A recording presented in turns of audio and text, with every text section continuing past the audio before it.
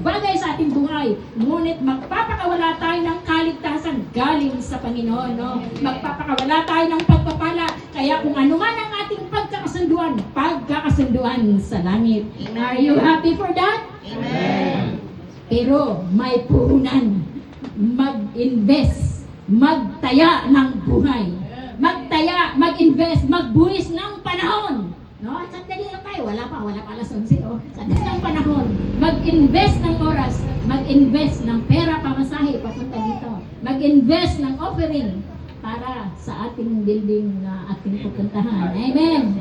Amen. So, mayroong puhunan. Tapang ni Esther. Sana tayo rin. Si Esther ay babae. Si Rahab babae. Si Ruth babae. Pero alam niyo ba walang gender sa Kristiyano? Lahat tayo pare-pareho sa Panginoon, no? So, namuhunan, magtaya ng buhay.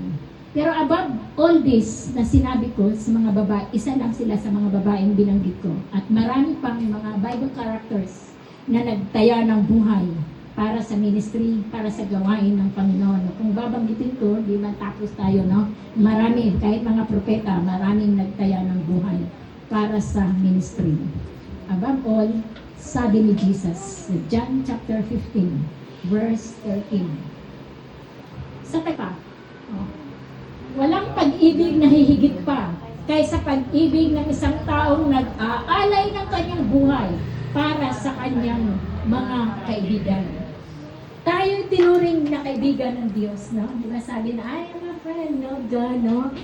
Si Abraham ay tinuring na kaibigan ng Diyos. Ang mga tumanggap sa ating Panginoon sa Kristo bilang Panginoon at sariling tagapagligtas ay binigyang karapatang maging anak ng Diyos at kaibigan ng Diyos, no?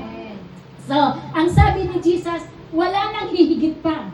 Kung nakita natin si Ruth, si Rahab, si Esther, nagtaya ng panahon, nagbuhay sila ng buhay, kahit delikado, ginawa nila ito para matulungan ang mga Israelita na masakop ang Jericho, matulungan si Ruth, ang lahi nila, Ruth ni Moab, ni Noemi, na maridim ang kanilang lahi.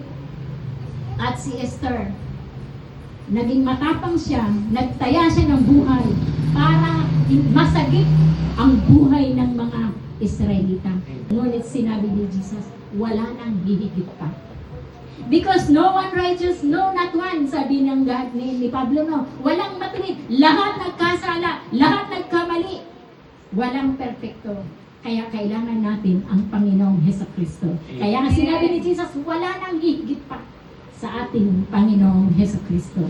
Kaya ngayong umaga, mga kapatid, yung panalangin ni David, I give you my life. Ang panalangin niya, magbigay ng buhay, yung ialay ang kanyang buhay, is seeking God. Yung hahanapin mo ang Panginoon, hanapin natin ang Panginoon habang may panahon pa. Sabi ni Isaiah 55:6, no? Habang may panahon pa, hanapin mo ang Diyos.